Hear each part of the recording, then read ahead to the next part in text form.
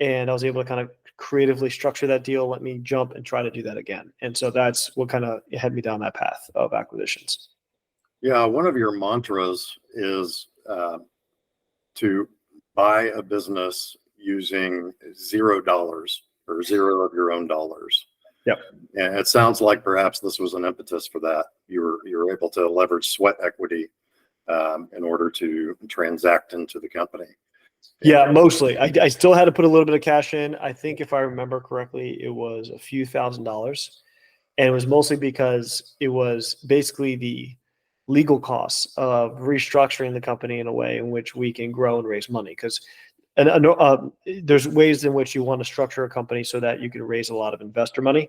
And so it was just a typical LLC at the point. We wanted to restructure into a corporation, a Delaware corporation, and doing that. And so that cost a few grand in terms of getting all that stuff put together. And I said, you know what?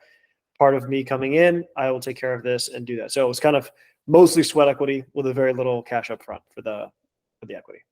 Did you pursue venture capital for that one, or are you still in pursuit?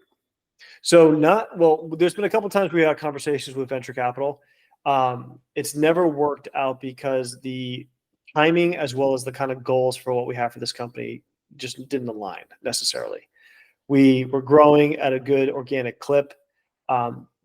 Me or my partner in it don't have a strong desire to 10x in 1 year.